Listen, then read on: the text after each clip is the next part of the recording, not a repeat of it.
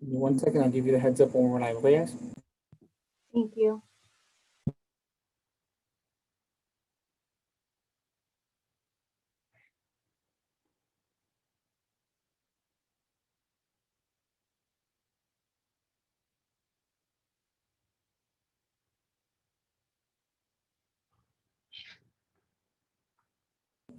All right, we're live on the Town of Miami Lakes Facebook and YouTube.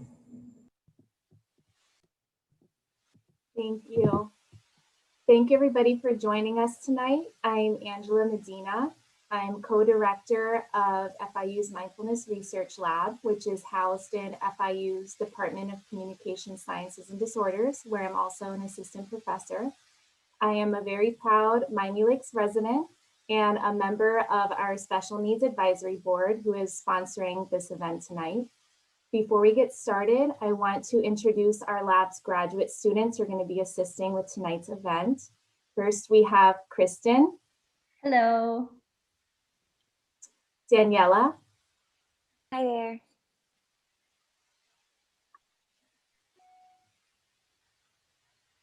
Gretel. Hello.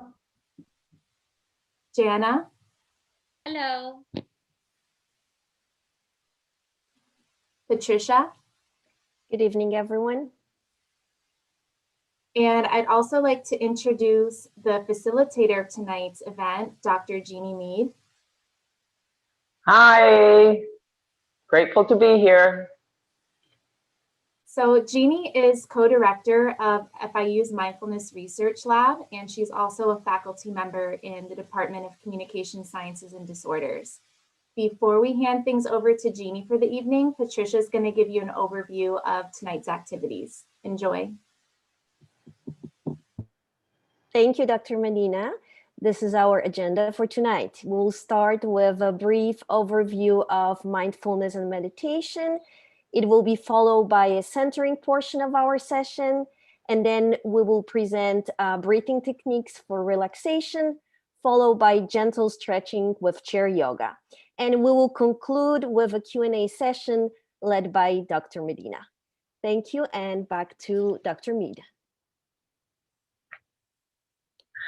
Hello, everyone, again. I've been thinking about the title of this, Mindful in Miami Lakes, or Being Mindful in Miami Lakes. And I just think, what a beautiful thing to be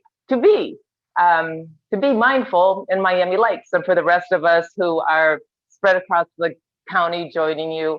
But yeah, so why be mindful? And what does that even mean? And how is it important? And how would I do it? I understand there may be several people out there that have practiced mindfulness for a long time, and you're yoga practitioners. And I think that's awesome.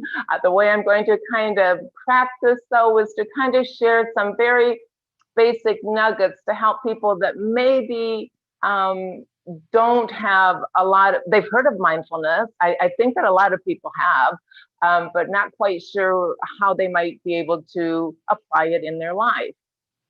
So the why mindfulness? I think that if you've visited your physician anytime within the past several years, or even a Facebook post, you're going to hear about these 4 elements for a long, healthy life.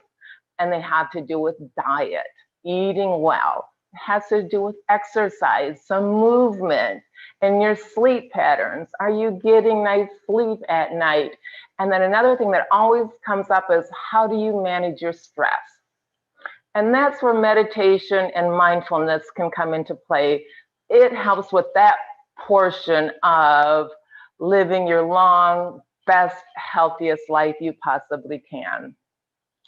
So I'm going to use the terms mindfulness and meditation are oftentimes used interchangeably, but sometimes I'm going to describe to you just some sort of formal differences, even though I will probably use them somewhat interchangeably as we talk today.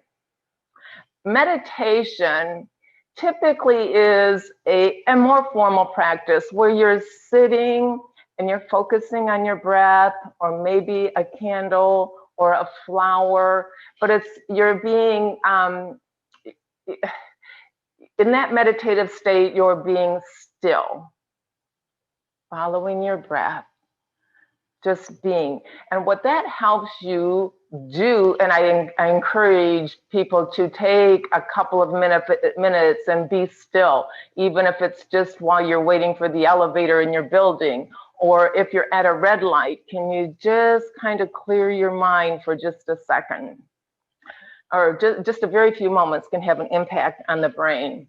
And then mindfulness is described by John Kabat-Zinn as being aware on purpose without judgment.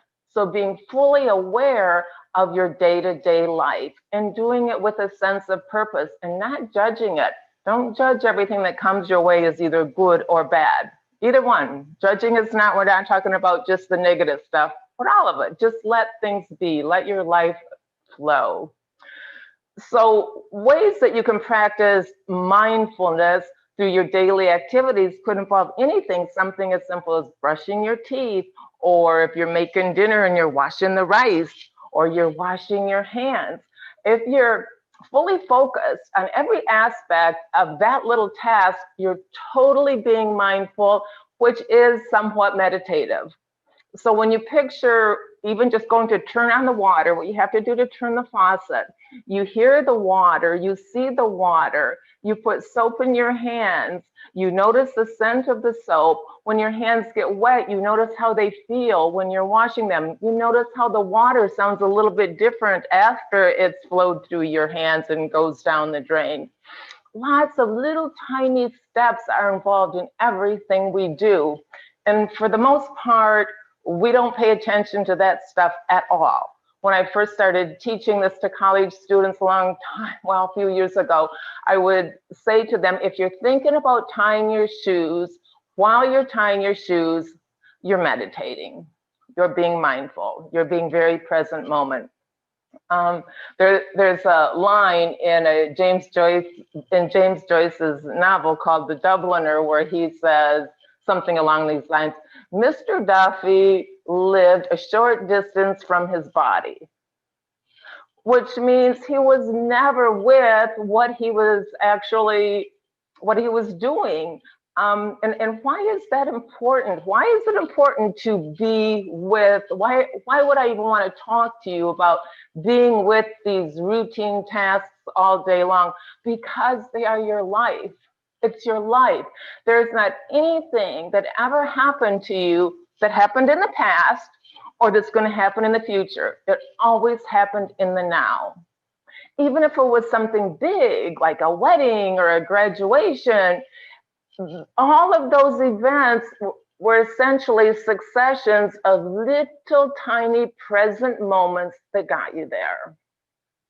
It just didn't happen. It was moment by moment by moment by moment. And so if you can, it is a practice, and sometimes it feels hard, and it feels like, why would I want to do that? It feels like I'm doing nothing, especially if I'm just meditating. But it's a way to relax your mind, or relax your body, and calm your mind down. There's a lot of research that shows the benefits of mindfulness and how it does reduce stress and anxiety and even chronic depression in the long term. I'll talk a little bit more about those benefits in a minute. So what are some ways? I mean, I kind of explained to you, how to think about your daily tasks and how to break them down. And we want to do that so that you don't ruminate. Ruminate means keep telling, maybe something happened in the past and probably something not so pleasant, and you keep telling yourself the story in your head over and over and over, and you just can't let it go. And how do you do that? Or you're constantly thinking about what I need to do next. I need to get home and I need to do this because I have to do this, and then I have to do this, and then I have to do this. And I find myself in that same situation. If I'm out walking my dog and I start thinking of everything I need to do, I can get myself, and I maybe do it hundreds of times a day. I'll just say, stop. You're just right here right now. What is it that you see? What are your surroundings? If I'm outside, it's beautiful. We live in paradise here. And I would notice the gentle breeze on my skin. I would notice the trees. I would notice the sky. I would notice the clouds. I would just be with it. And sometimes it wouldn't take me too long and my mind will start going again. It's like, just keep coming back. That's the practice. It's just to keep coming back and keep coming back. There's no wrong way to practice being mindful. The minute you can just be with your breath, and if you can set little times, think about it during the day. It's like just before you open your car door, just take a breath and follow it. Be with it. Something as simple as that you begin to incorporate little by little over your day can have an impact in the way you feel, the way you handle other people, the way your relationships unfold. And sometimes it does feel hard. I've shared this example before. For example, maybe you decided you wanted to get really fit physically and you hadn't been doing much, so you decided, well, I'm just going to start taking the steps for 6 floors rather than the elevator. So maybe the first few days you do it, you get to the 2nd floor, 3rd floor, the 4th floor, it's like you're really worn out and it's not fun and it didn't feel good. You don't think, oh, geez, I must be taking the stairs wrong. You know, it's something that you work up to. It's a practice. It's the same way with learning to be mindful. Keep yourself from ruminating, which can oftentimes cause depression, thinking about things, how you messed up, what didn't go right, how I didn't say that right, or how that didn't go the way you thought. Those stories serve absolutely no purpose. Absolutely none. And then going into the future, looking so far ahead into what hasn't happened yet can cause a lot of anxiety. Now, I understand that you have to plan, you have to think about your future, but while you're doing that, that's your present moment thing. Right now, you can be very intentional about it. I'm planning what I need to do this week to achieve this ultimate goal or an outcome. And oftentimes I talk about not being too attached to outcomes. Just have your intention in your flow and let the universe, let it all take care of itself. You just take the little steps one at a time. So here's another way that I've practiced trying to let go of the story in my head. And you guys, I just want to break that down for you a little bit more. Oftentimes, the actual situation that you might be going through is not nearly as bad as the story in your head about the situation. So there's a couple things I want to get back to. Another activity would be mindful, but while I'm talking about something that you're feeling that is not,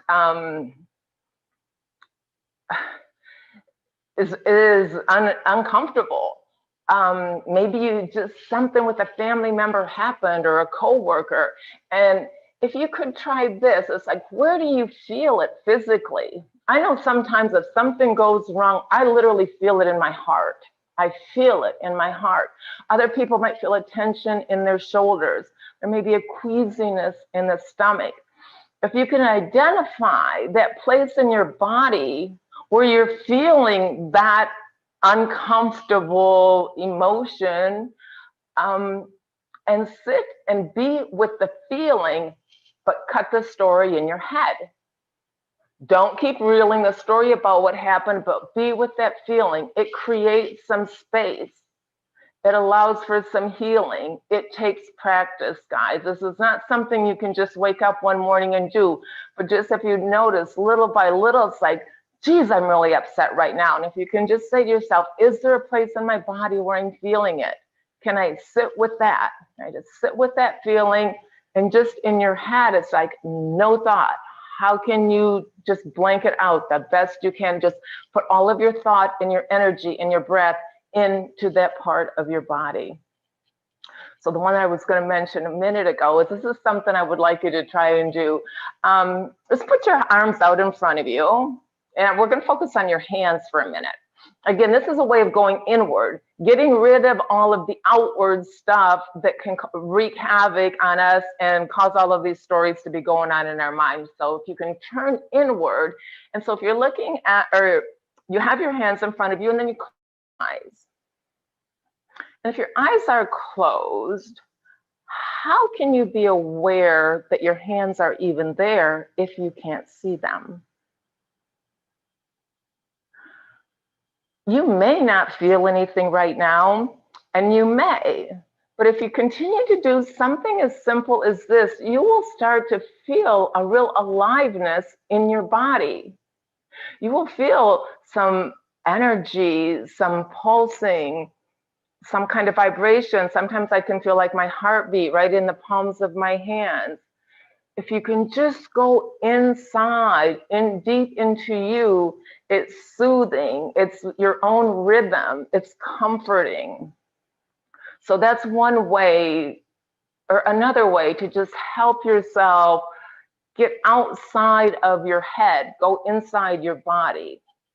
So we talked a little bit about just being really focused on day-to-day practices. We want to cut the stories in the head and sit with the feeling.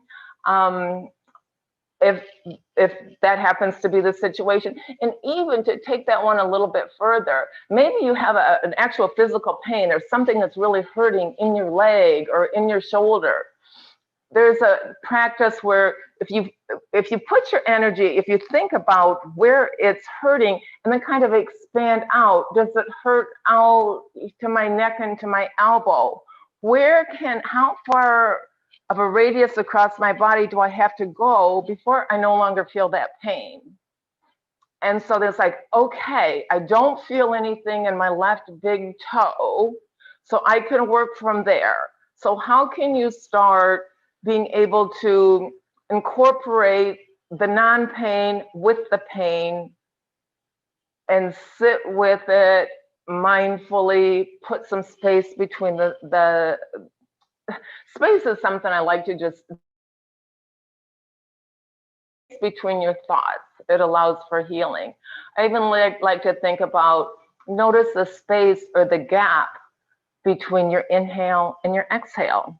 We'll talk about that a little bit when we do some breathing techniques. And when you think about space, generally, if you think about a coffee mug, the actual form, the mug is not what's important. It's the space on the inside that'll hold the coffee. That's what's important. When you look about your house, it's not all of this stuff, it's the space so you can walk around and live in there. That's what's important. So right now, I think I've given you a couple of ideas about how to practice mindfulness. We're going to talk, there's more things we're going to talk about, but right now I'm going to have Jana introduce to you the stop technique, which is another way to just get yourself refocused and make some shifts to help yourself become more mindful. Jana. So the stop technique is a mindfulness-based practice designed to help you diffuse stress in the moment, creating space in the day to pause, slowing down a racing mind, and getting back into the present moment has been shown to be incredibly helpful in reducing the negative effects of stress. So taking a brief pause, even for less than 1 minute, can help you gain perspective and determine the best possible action you can take next. Over time with practice, this way of responding becomes a habit. As Sharon Zalberg says, mindfulness isn't difficult, we just need to remember to do it. So the STOP technique is an acronym. S is for stop, T for take a breath, O for observe, and P for proceed. So stop.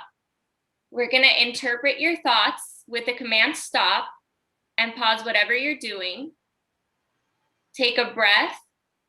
Notice your breathing for a second. Breathe in slowly through the nose, expanding the belly, and exhale slowly and deeply through pursed lips. O for observe. Become the observer of your thoughts, emotions, and physical reactions. What thoughts do you notice? What emotions are present? How does your body feel? Tune in and sit with whatever arises for a few moments. And lastly, proceed. Mindfully consider how you'd like to respond. What's one thing you can focus on right now? What's your most important and urgent priority? Narrow down your focus and take it one small step at a time. So now I'm going to give it back to Dr. Mead so she can go ahead and talk to you a little bit more and benefits of practice. Thank you, Jenna. And when you think about, I'd like you to take that stop technique and begin practicing it with easy things in your life. Something as simple as, I'm going to go get a drink of water. It's like, so this is not even about stress, because if you can practice it on non-stressful things and you become familiar with the technique, then it's easier to implement it in times when you really need it. So again, it's being quite intentional. So I need to want to go get a drink of water. It's like, okay, I'm just going to stop a minute. I'm going to take a deep breath. I'm going to observe, spend some time looking at my surroundings. What am I feeling? What am I hearing? What am I seeing? And considering my thirst. And it's like you either proceed, yes, I am thirsty, I want to go get a drink of water. It's like, no, I think I can handle one more email. But practice it in the simplest things. We talk also about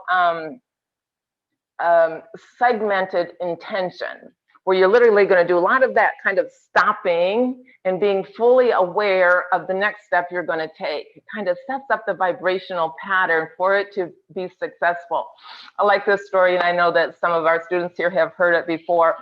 But it's a story of a girl who was a waitress. And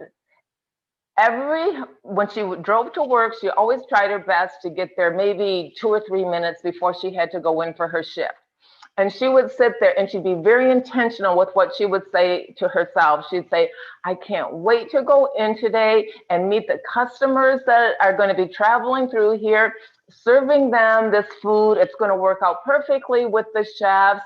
I'm going to have a fabulous time. I'm going to make great money. I'm so looking forward to going in there and doing my job today. She totally set it up like that. And she would tell how over and over and over, if she set herself up like that before she walked into work, it did have an impact. Her day was better. She was more relaxed. She did enjoy her customers. Things did go more smoothly with the shop, and she did make good money. You know, and think about that, even with your own job. Just set up your intention for your day. Or then you can even break it down even smaller than that, and walking to get a drink of water. How intentional can I be with that? You know, you can just visualize the coolness and refreshness, or the refreshing drink of water. So all of those are ways just to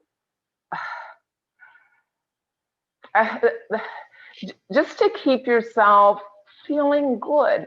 To me, I think that's the key to life. It's not so much what you know or what you have or who you know, but it's how do you feel? And if we can find ways to help ourselves feel better, then all of the other circumstances or whatever else happens in our lives just happen. There's a quote I like, and it's like, you are the sky and everything else is the weather. And the weather comes and goes. Don't get hooked into every little storm that comes through. Just ride it out. So as Jana said, I was going to talk to you about some of the benefits of practicing mindfulness and meditation. Now, in the short term, typically what happens when someone has come out of a session, we are going to do some practicing with some breathing techniques and some gentle yoga a little later on, and really try to come into ourselves. But typically, the more immediate benefits would be feeling relaxed, feeling less stressed, having an uplifted mood. Maybe you can sleep better if it's time to go to bed, or maybe you feel this nice, gentle sense of energy that helps you move forward with the next task that you need to do. You may feel more stable, and it can improve your memory and your sleep. And then in the long term, it can even have an impact on chronic mental discomfort, such as stress and anxiety and depression. So it's taken the little bit of time every day to just practice. It also, in the long term, can reduce blood pressure and definitely help you sleep. And it can even help with physical and psychological pain. There are anti-aging hormones that can be released when you're in a coma, when that parasympathetic, we talk about the central nervous system here, there's a part that's your fight or your flight and you're go, go, go, go, go, and that's where we spend most of our life. And then there's another part that's rest and digest. When you can cultivate some stillness and bring it in little pieces throughout the day, it can have an impact. Also, I remember listening to a lecture, and this girl was asking the speaker, she says, I've got this long list of all of these things that events that I would like to go to practice and get better at mindfulness. And it's like, which one would you recommend? And the speaker at the time said, you don't need any of this. He says, all you need to do is every day, spend some time, a minute, pick the places where you're waiting for something in the microwave, waiting for the toast to pop, waiting at a red light, waiting for your elevator, to just be with your breath. If you can begin to do that many, many times a day, it's far more reaching and far more impactful for achieving this sense of calm and equanimity. Equanimity means really maintaining a mental clarity and a calm mental state, even in chaos. And it's that little bit, day by day by day, of practicing tiny, tiny, tiny, and again, knowing that it might feel odd and you won't remember, but eventually you will. You'll start remembering. And then that in its own right is awareness. That's mindfulness. The minute you remember, that's a really cool thing. I kind of congratulate myself if I'm doing something and I see my mind taken off, and I can go, whoa, come back. What do I see? I see my tiles. I really like them. I like this. I see a plant. I see the clouds in the sky, and it can have a completely different impact on me. I want to share with you how mindfulness can be practiced through lenses of gratitude, compassion, forgiveness, acceptance, and even kindness. When I talk about gratitude, I mean, generally, yes, it's being grateful for everything that comes your way. And I like to also share this, be the one that's giving gratitude to others. It can be overtly thanking the cashier at the grocery store when you check out. Thank you, thank you. Just get used to saying thank you to everybody as many times a day that you can. There's research that shows that the more grateful people they are, the happier they are, the more joyful their lives are, the greater abundance comes their way. They're just always ready to accept it and be grateful. But also, when you express your gratitude, it doesn't always have to be covert like that. You could just have a sense of gratitude for somebody in traffic that maybe let you cut in. You know, it's like, thank you. You know, just a smile. You don't need to thank somebody for that, but in your mind, it's like, that's what I needed. Thank you. So those are ways of being mindful and keeping yourself. When we think about mindfulness and meditation, it really is, it's a self-awareness, it's self-management, it's empathy, it's kindness. So all of those things come into play when you practice mindfulness. And with compassion, again, for yourself and for others. And compassion just means that you notice that someone is suffering. It could even be you, and that you feel compelled to help. And how can you use these strategies to help yourself get through something that's really uncomfortable? Intention, we already talked about. Forgiveness, that's another big one. Forgiveness is hard for people. But with mindfulness, you don't dwell on things quite so much. It's a little easier to overlook things that may have felt hurtful that came from other people. You don't dwell on it so much. Eckhart Tolle, who's an author I like, I've read a couple of his books. Two of my favorites. One's A New Earth, and the first time I read that was several years ago, and it was Oprah Winfrey's Book of the Month Club. And then he also wrote The Power of Now. So he tells a story of two ducks, and two ducks get in a fight, and they really kind of going at each other, and it doesn't last long at all. And then they both take off and they fly away. But when they first fly away, they real vigorously flap their wings to shake off all the negativity from that interaction. And then they just glide there graceful and they totally go about their business. And he says, but now, he said, if those two ducks had human minds, it might go something more like this. They would have the fight, and they'd go their separate way, but they wouldn't shake it off. They'd be thinking, it's like, what was that duck doing in my space? Why? I can't believe he was so inconsiderate. That was really annoying. I bet he's already planning something else against me. What am I going to do? How am I going to get back at this? And this story weaves and weaves and weaves in the duck's head until it finally becomes like, it's an impression, then it becomes an impression that lives in that duck for the rest of his life. We can be like that sometimes too. Letting go is not easy. I know it's not easy. Holding on is easy, but it's not healthy. So the more you can try to go inward, practice the stop technique, feel the aliveness within your body, be with the simple tasks of life, whether it's washing your hands or peeling the potatoes or swiffering your floor or whatever you do. Think about those things. There's, I think I've mentioned to you the things that are most important that I wanted to share with you. I'm trying to think if there were any special quotes. There's one I want to share with you. It goes, I'm hoping I get this quote right. It was Dr. Wayne Dyer said it. He said, when you change the way you see things, the things you see change. So if you let that soak in just a minute, if you just change your perspective, change your attitude, everything will come back to you differently. All right, so what we're going to do now is I'd like you all to get as comfortable as you can. I'm still sitting on the floor. I usually do this as part of when I share mindfulness strategies with people. I start on the floor, and I know I could be sitting at a desk in a chair, but for some reason I'm just not. And then in a minute, I'm going to move back to that chair right there, and we're going to go into some stretches. Oh,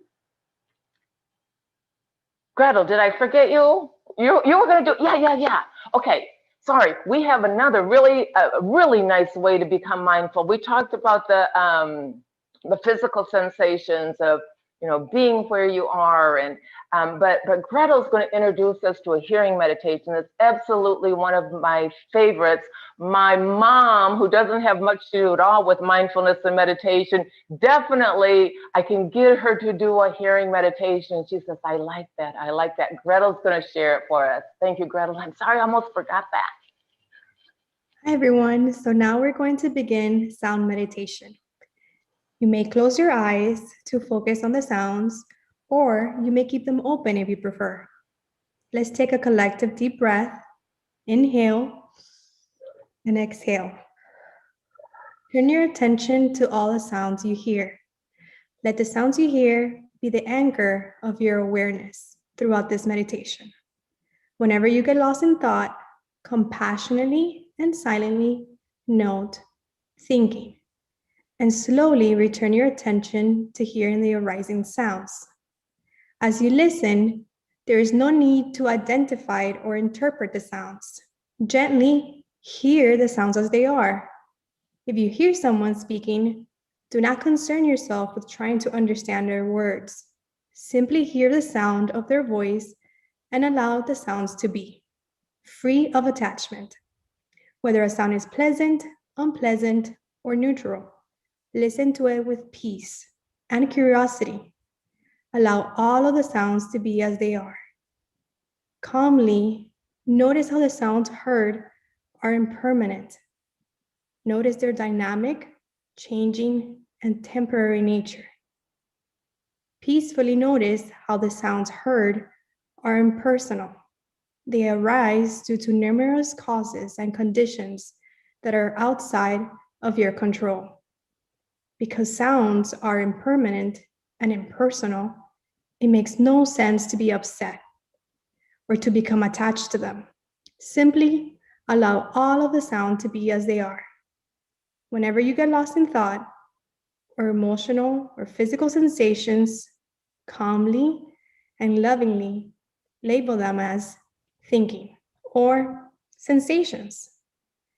Then patiently return your awareness to the sounds you hear. Now you may open your eyes if they're closed and bring our awareness back to the session. Thank you. Thank you, Gretel. That was really beautiful. I love doing that. So with that, we're going to move into, that was a beautiful meditation to get us relaxed and calm and ready to move in some other aspects of our program tonight. So now that we're in this, I feel already in a nice peaceful state after listening to Gretel, I want you to get into however the best, as comfortable as you can be, but with a sense of dignity. If you're sitting, can your spine be somewhat straight? Right now, I'm having to stretch my legs out here, getting a little bit of a cramp. So I am doing what I have to do to get comfortable. So I want you to do what you have to do to be comfortable. If you have to be lying down, then be lying down. But just get comfortable and take stock of how you feel. Again, remember, with no judging. Do you feel tired or calm? Maybe anxious? Maybe you're hungry. Maybe you're bored. Maybe you're happy. But again, none of it is good or bad. I think it was Shakespeare who said, nothing is good or bad, only thinking makes it so. So we're not going to judge it, we're just going to notice. Then notice any thoughts or emotions that may arise. So any place in your body where that might need some attention because it might be feeling a little bit tense. Kind of breathe into that area. Is there anything you can just let go of from your day? Our days are so busy. And we go from one thing to the other, and it's hard to just be able to let it go. But try and put some space between your thoughts and think about how your body's feeling. I'd like you to begin to approach this next portion of our workshop just with a sense of curiosity, no judgment. If I guide you through some meditations or we do some breathing techniques and your mind goes off somewhere else, that's perfectly normal. It's what minds do. But when you notice it and you can come back, then you've been aware and you've practiced mindfulness. So notice your breath and your body and make this nice shift from doing what we do all day to being. After all, we are human beings. We're not human doings, okay? Now, as you're seated in that position and relaxed, we're going to do a little bit of a guided meditation that will be a body scan. And so your eyes can be opened or closed, whatever is more comfortable for you. I'd like you to first just notice your feet. You can just breathe beautiful white light all the way down to your feet and give gratitude for them. They do a lot of work. And then even the lower part of your legs. Do you notice or feel anything there? Do you feel tension? Do you feel any aliveness or energy there? And even your knee area. Sometimes knees are a place that can give people trouble. Just breathe into that and be with it. And then your upper legs. your abdomen. As you observe your breath, do you notice the gentle expanding and expansion of your, or expansion and contraction of your abdomen? And then into the chest area. Observing your breath and how it affects that whole area. And all the way up to your shoulders. Can you drop your shoulders away from your ears? Sometimes we have a tendency to lift them high when we're feeling tension. Let them fall. Relax your arms and your hands, both hands, just let them fall open in a gentle, beautiful way, and just be with them. Now notice your neck. Does it feel good? We're going to do a little bit of neck turns when we do our yoga. It feels good to you now to just do a little bit of twist. Do that. Breathe into it. Relax your jaw. Let it drop. Release your tongue from the roof of your mouth. Relax the eye area and smooth out your forehead. And then with just some nice gentle breaths, feel it, just spread this relaxation throughout your body in its entirety.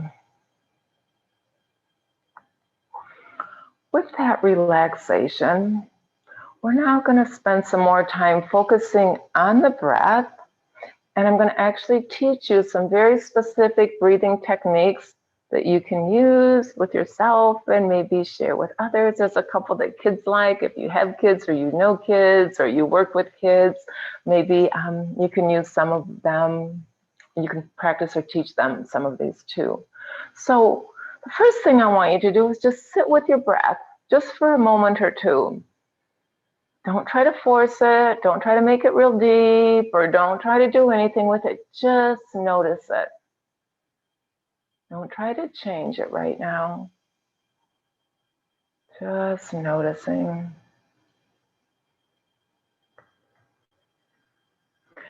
And the breath takes, it goes through a lot. From the time it goes through in through your nostrils, and the breath probably feels cool, or maybe, well, it does for you, as it enters the nostrils, you'll feel a sense of coolness.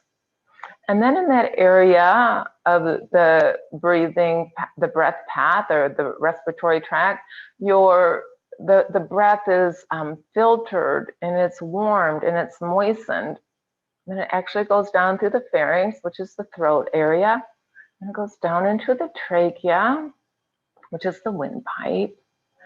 And then it goes into the lungs.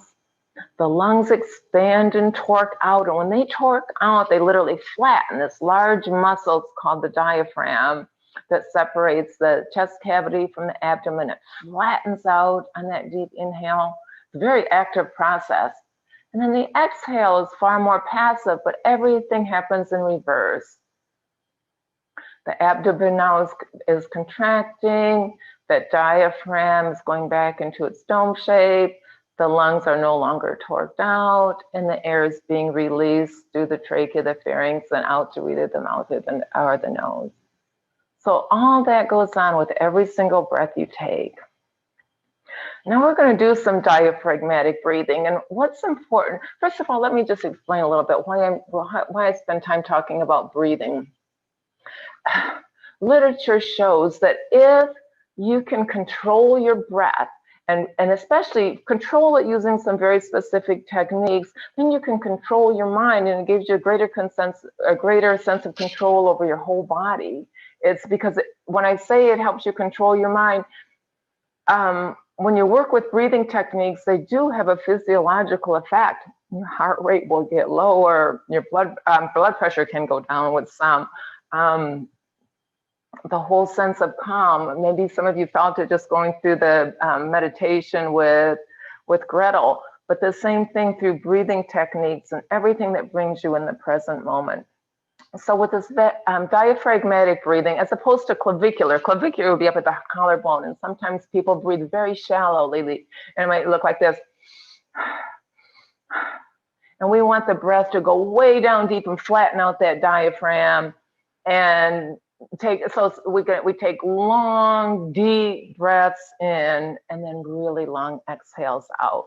So I want you to do just a couple of those with me. Nice deep breath in. A long exhale. Nose or mouth, it doesn't matter. I usually have a tendency to go in through my nose and out through my mouth, but there are different techniques that call for different. This doesn't matter.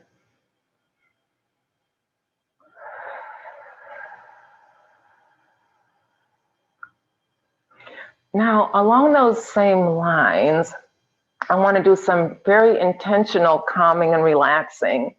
So you're literally going to say to yourself on the inhale, I'm calming my mind. And on the exhale, you're going to say to yourself, I'm relaxing my body.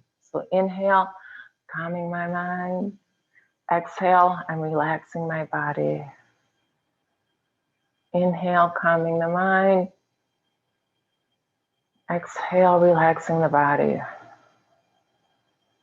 Inhale, calming the mind.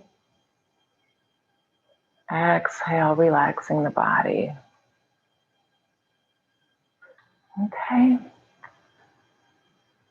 That's a nice one.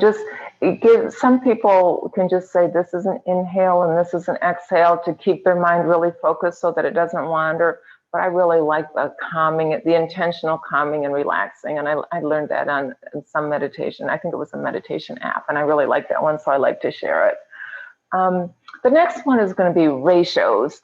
And our ratios are all going to be 1 to 1 to 1 to 1 on this one. But they could be, you could inhale maybe for a count of 8 and exhale for a count of 4 and hold for a count of 2. There's all kinds of ratios, but you're going to look at either 2 to 3 aspects of the breath pattern. You have the inhalation and maybe a retention. You retain, you hold it, and then you exhale, and you may hold it again, and then you inhale.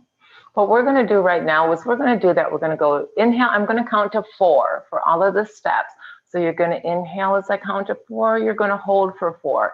And by the way, this is one that I like to share for a walking meditation. If you're out taking a walk, can you inhale for 4 steps, hold for 4 steps, exhale for 4 steps, inhale, hold, inhale, hold, exhale, hold, inhale, hold, but do 4 steps for each one. It's a really nice type of meditation while you're walking.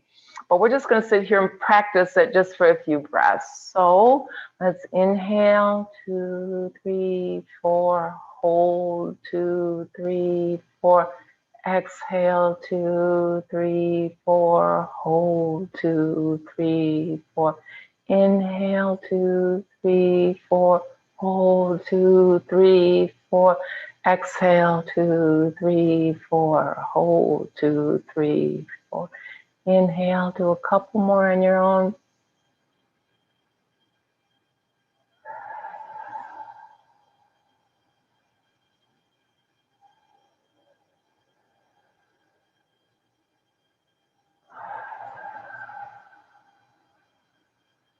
Again, just a nice simple way to control your breath.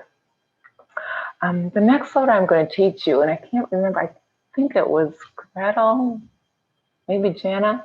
One of them addressed it's called pursed lip. So what a pursed lip breathing is you're going to take a nice inhale through your nose, and on your exhale, it'll look familiar, I think. And when I explain it to you, and I think you will have visualized yourself like, oh yes, I have probably done that before. It kind of looks like this. Take an inhale.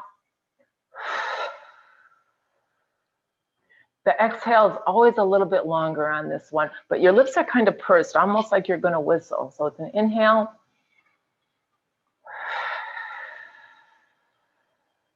Just letting it go. Sometimes I think my mom, I can picture her doing that if she would be aggravated with one of us. 7 kids. She'd be going. And I know now what she was doing. I'm sure she probably didn't realize what she was doing, but she was actually practicing a very reliable breathing technique to help yourself get pulled together.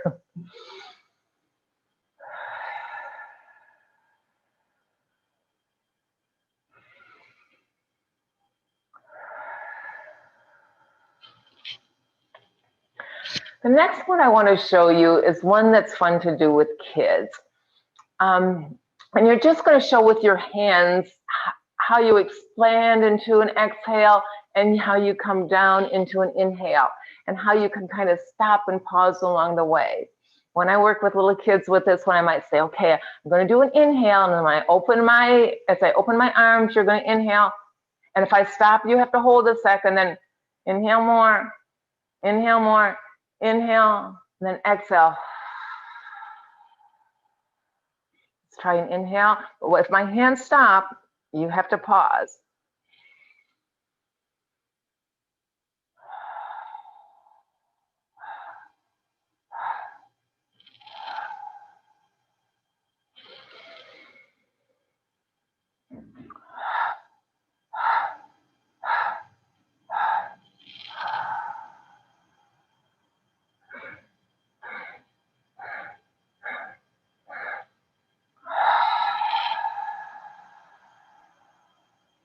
Okay.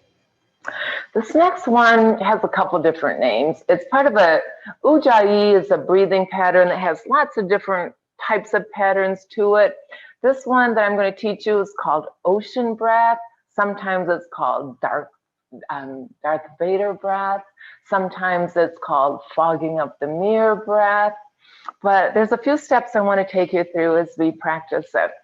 So first, just through your mouth, take an inhale and an exhale just normally.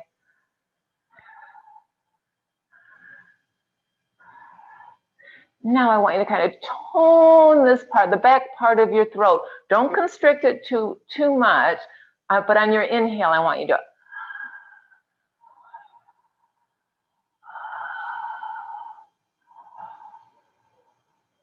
Now I want you to do it on the exhale too, and on the exhale, it should feel like you're kind of fogging up a mirror. So you're gonna go.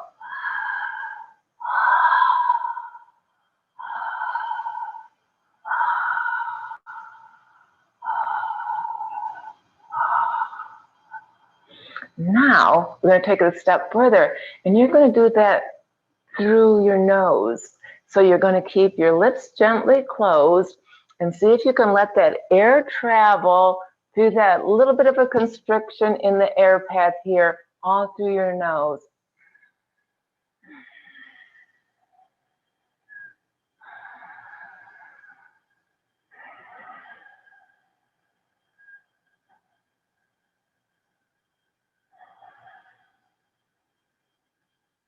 That's what I find myself doing at night. I find it very soothing and relaxing, and it helps put me to sleep. The next one I'm going to teach you is called Brahmacharya Pranayama. That's a Sanskrit word, but when I teach it to my kids, when I teach it to people, it's called Bumble Bee Breath. So for that one, you're going to use a bit of a humming sound. So first, just take a nice inhale and then hum on the exhale.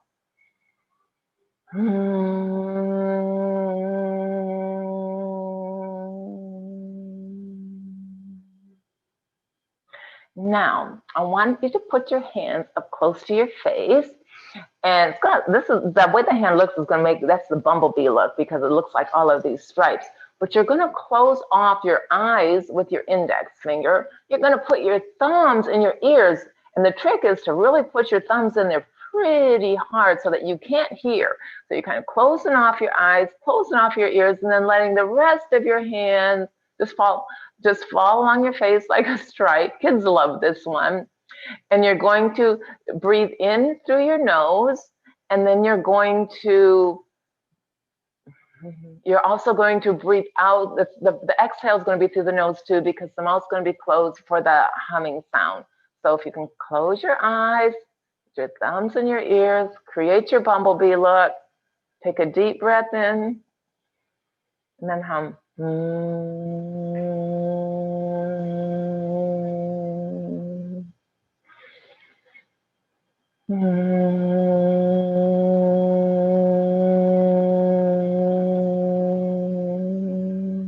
One more.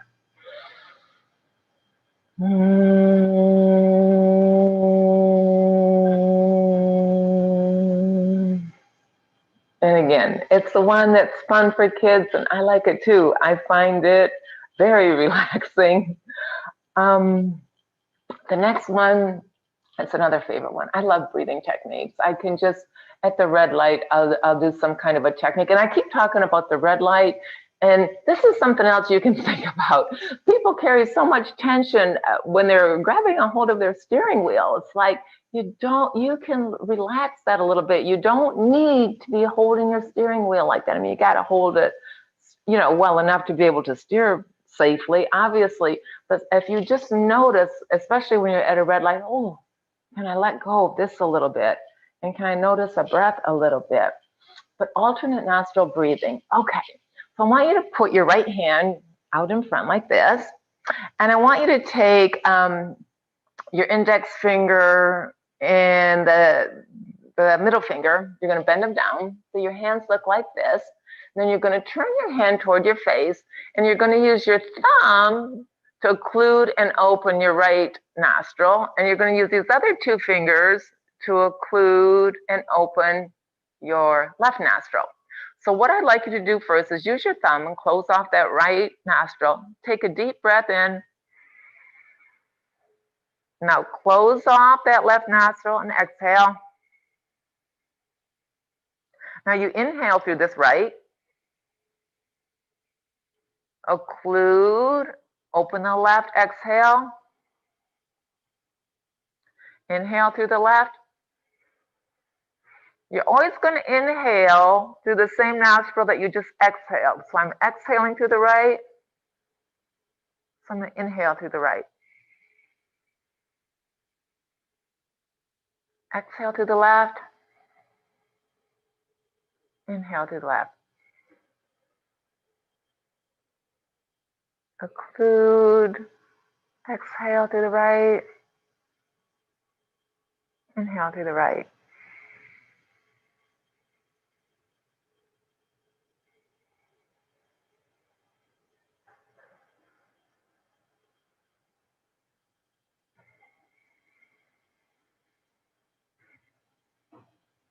So that's called Nadi Shodhana in Sanskrit, or alternate nostril breathing.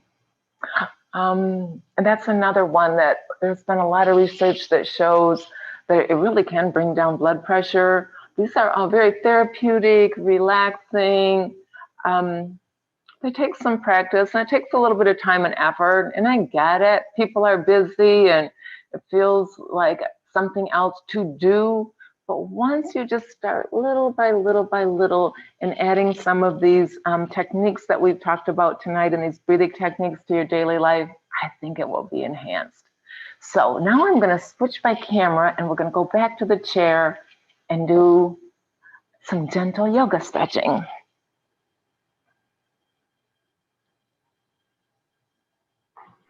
Thank you for those breathing techniques, Dr. Mead. At this time, we're going to transition into gentle chair yoga. Now, this is great because all you need is a chair and enough space to stretch. Take it away, Dr. Mead. Thank you very much for jumping in there, Kristen, and introducing this. Okay, so yeah. So what does yoga even have to do with meditation and mindfulness? Well, the word yoga means connection, union. So what's happening with these yoga postures is there's a connection between your mind and your body, or your breath and your body. The connections can be looked at in a lot of different ways with the breathing and everything we've talked about. Can you keep your mind with your body? That's a sense of yoga, just being mindful. So, and all of these postures are meditative movements that keep you in the present moment and help you unite your movement with your breath. So today is Earth Day. And I knew I wanted to somehow incorporate something about Earth Day in this practice this evening. So I want you to get seated in your chair, seated, and this is kind of a mountain stance in a chair yoga position. So you've got a nice straight spine. You've got your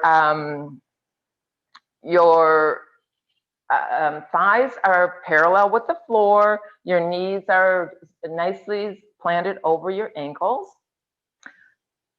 So just relax your hands on your knees.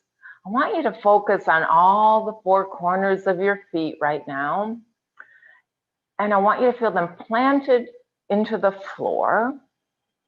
And I would like you to visualize that you have these awesome roots coming from your feet and going into the earth.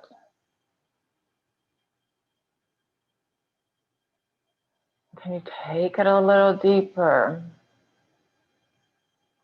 Can you flow with these roots? Let it go. How far into the earth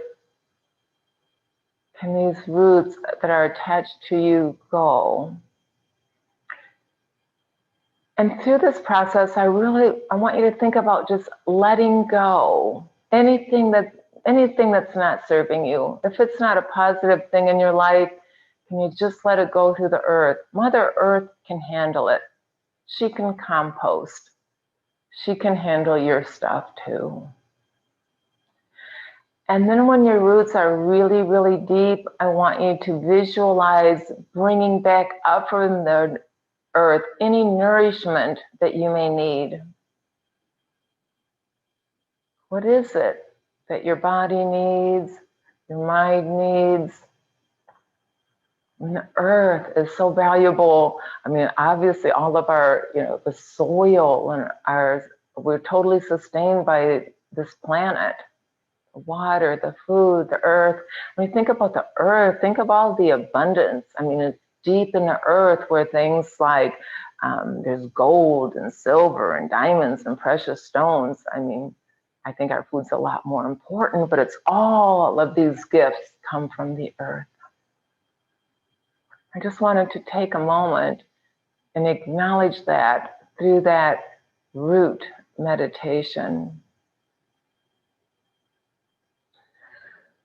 Now, I want you to sit back just a little bit. And we're going to do some head rolls. So the way you'll do that is you'll kind of drop your chin a little bit, and then we're going to roll our head in circles like this. So we're going to go 3 times in one direction and 3 times in the other. And on the upswing part of the head roll, you're going to inhale. And on the downside, you're going to exhale. Slowly. Inhale, going up. Exhale.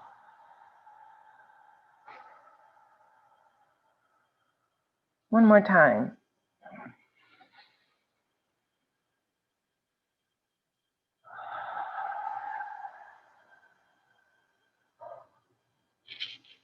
Other way. Inhale. Exhale. Inhale. Exhale. One more time. Inhale and exhale. And come back up. I'm going to do some neck turns. First of all, for this first part, I just want you to lean your ear toward your shoulder. Come back to center. Take a big inhale again. Lean that same ear toward the shoulder, but this time take your hand up and massage that great big muscle that you feel on the side of your neck. Massage it a little bit. Work it from all the way up in your mastoid bone behind your ear, down into your collarbone and towards your sternum. Big strap muscle does a lot of work. And let your head just fall. I always feel like after the massage, my head will lean a lot further. Come back to center. So this time when we go to the other side, and people, there have been comments many times, is in yoga, is when you can oftentimes really notice that one side does things differently than another side. There is no good side or bad side. Remember, we're not judging it, but there will be differences. But what I'd like you to try to see with this one is, when you just, the first time we lean the head over, notice how far your ear gets to your shoulder. And then when we come up and you do it again with the massage, notice if it even relaxes a little bit more. So first on a nice inhale, exhale, leaning ear to shoulder. Take a breath or two. Come back to center on an inhale. Exhale, inhale, lean again and massage that muscle.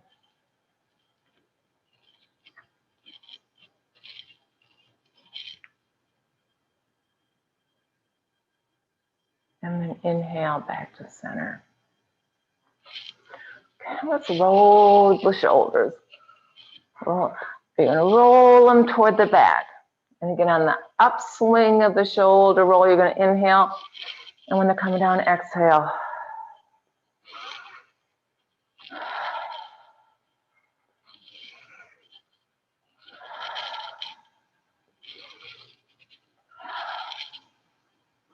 Now, when your hands are nicely hanging loosely at your sides, I'd like you to turn your palms out and lift your arms straight up in a nice inhale. Turn your palms out and exhale, stretch, feeling the stretch the whole way. Again, inhale. Noticing the stretch, palms out, lowering, exhale.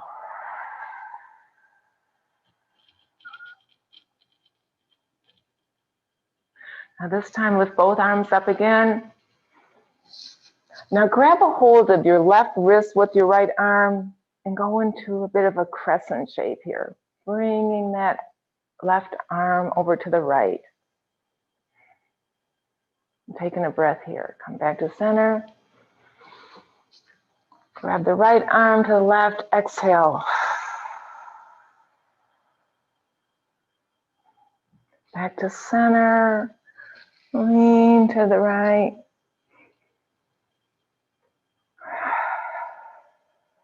Inhale, come back to center and lean to the left. And lower both of your arms slowly on an exhale.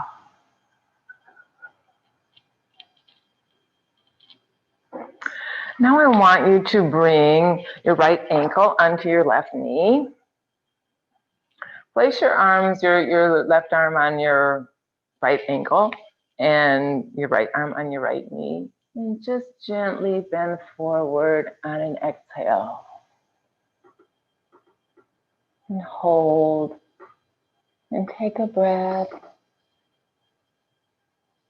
Inhale, come up. Exhale, lower. Keep your spine nice and straight.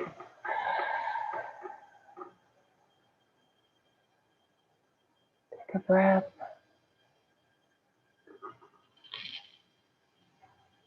Lift back up. Plant that right foot back on the ground. Do the same on the other side. Nice long spine on the inhale. Exhale, moving forward.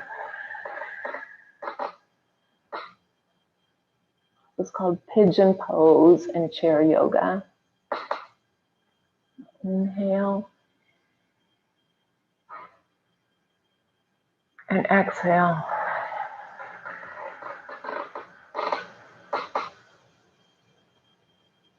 Inhale.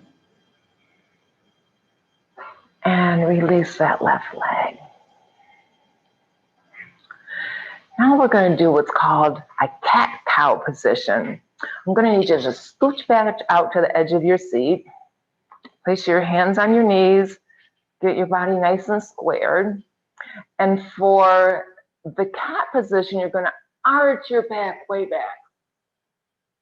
And then in the cow, you're going to make a nice C shape into your back. Tuck your chin and lift your spine.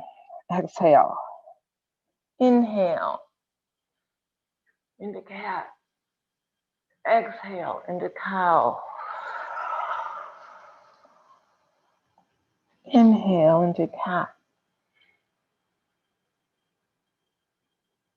Exhale into cow. Inhale. And exhale. Nice stretch for your spine there. Now we're going to do eagle pose. A couple different options for this one. First, you're going to cross your right leg over your left leg. And then option to wrap that left foot or that right foot all the way around the left ankle. Bring your arms up in prayer position with option to bring that right arm around your left arm, putting these fingertips in this palm and lift. And breathe.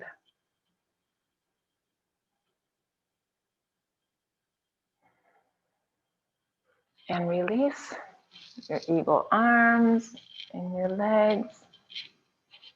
Maybe counter it a little bit with some shoulder rolls or a little bit of side to side here, crescents. And I'm going to go the other side. So cross your leg. Option to wrap your leg. Bringing your hands up in prayer. This time I'm going to take the left hand, or the left arm over the right arm. And I've got my right fingertips into my left palm, and I'm going to lift and breathe.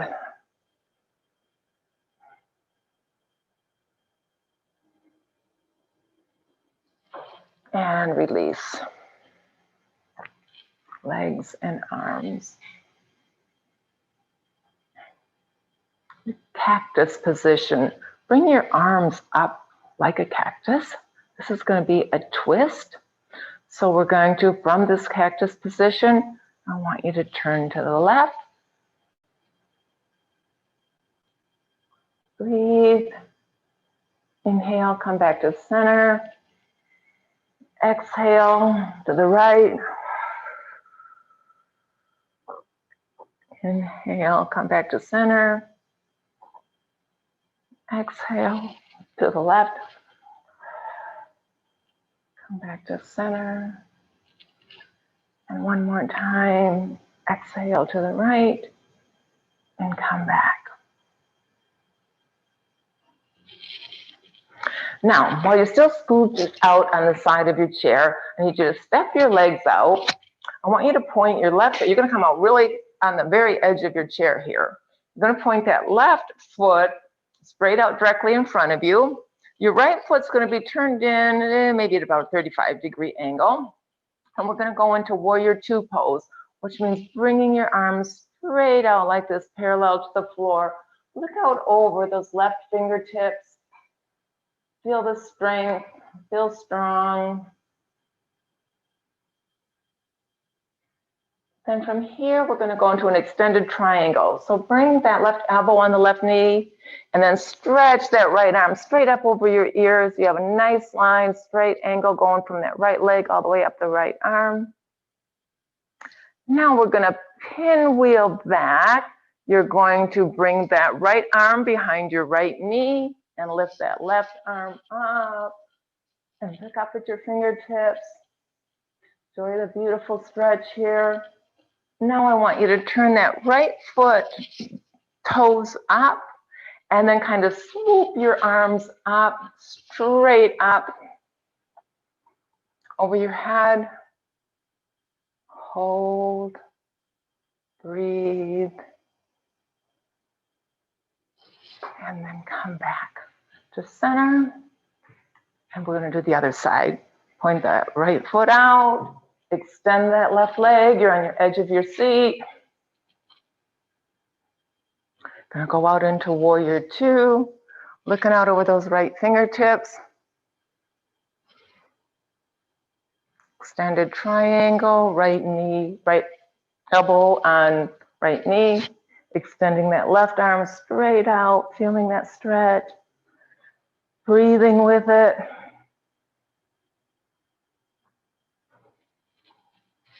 Pinwheeling back, bringing that left arm behind, that left hand behind the left knee, extending that right arm up, looking up over at those fingertips. And then we're going to turn that toe and swoop back down into, it's not really a warrior one, it's a modified warrior one. But that's this pose, another warrior pose. Come back to center. Keep your legs in this position. I want you to turn your toes out, both toes. Now I want you to reach your right arm straight down to the floor. Extend your left arm straight to the sky.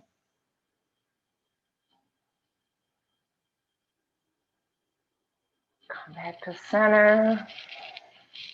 Again, if you need to counter a little bit, you need to move forward. Reach that left arm down and then extend the right arm straight up. Breathe.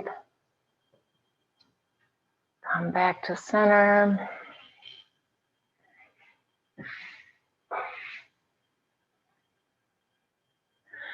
This time I want you to raise your right arm straight up toward the sky. Bring your left hand over and grab the right side of your chair, grab the other side of your chair with your left hand. And then bend to the left. This is a leverage side twist. Use your chair for some leverage to get a nice stretch there.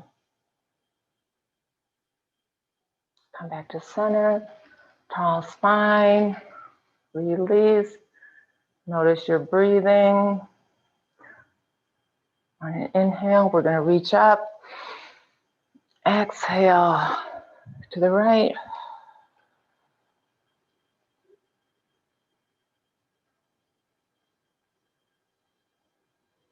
And come back to center.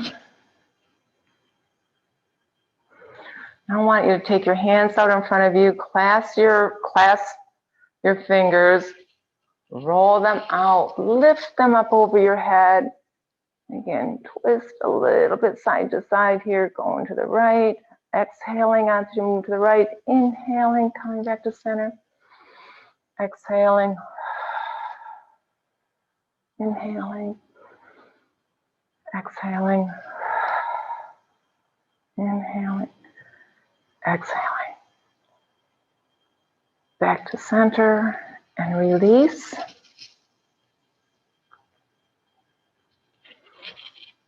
Arms straight up over your head.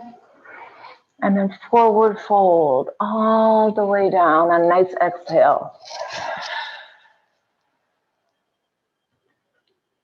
Stay down there for a breath or two. Then on a nice inhale, swoop yourself back up. Lower your hands.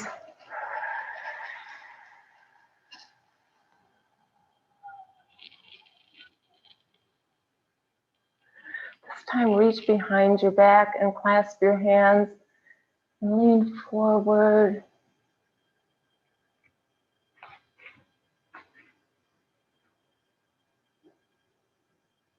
And release. Now we're going to go into our final relaxation chair pose, just to reflect a little bit about the evening, how your body feels, how your mind feels. So for the final relaxation, I like to do it this way.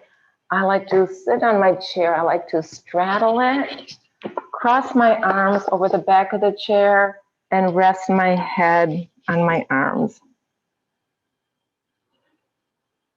And breathe. You notice anything different in your body? Yoga should never hurt. You just work with where you are. And it's never a competition. There's no such thing as bad yoga. All bodies do things differently. But notice how yours felt after this session.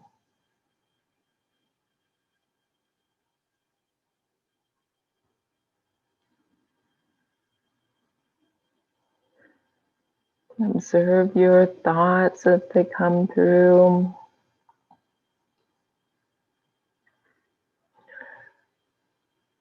Let them go. Enjoy where you are. Thank yourself for taking the time to participate in an event like this and to learn some of these techniques about how to be mindful throughout your day.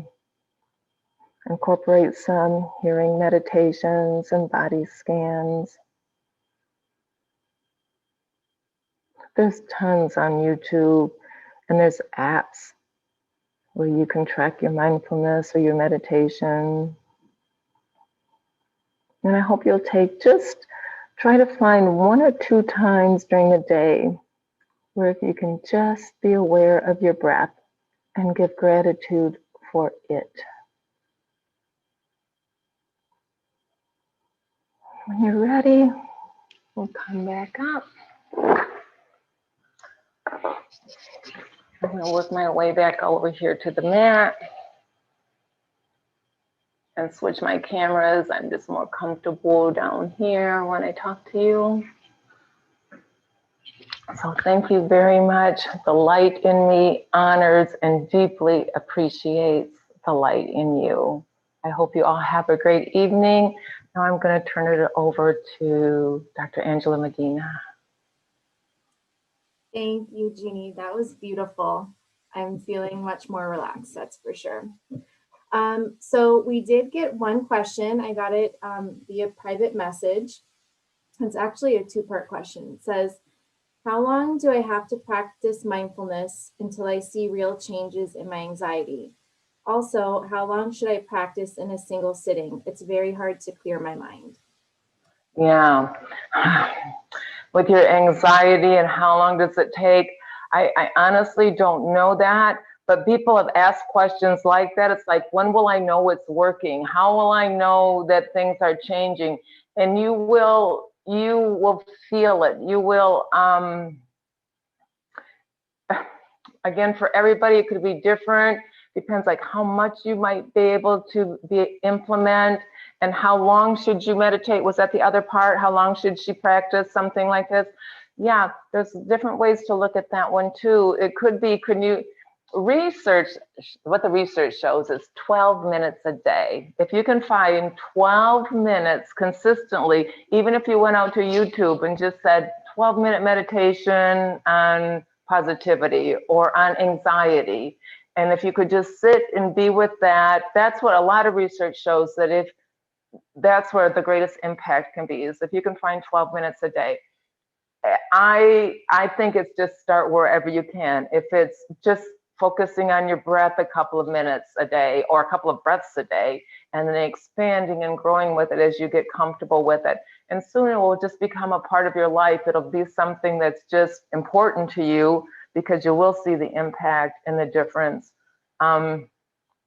Yeah, when will I notice a difference in my anxiety? Again, that's hard to know, and that's very internal. That you're the only one that can feel your anxiety. For some people who are really trying to alter some of their reactivity in the way they engage with their family members, it's like, well, how do we know it's working? It's like, well, how is it going at home? How are things different there? That's a way you can know that it's working. But those are great questions.